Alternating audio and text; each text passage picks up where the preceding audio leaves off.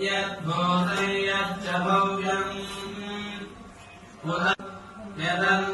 यदन्नेनातिरोहति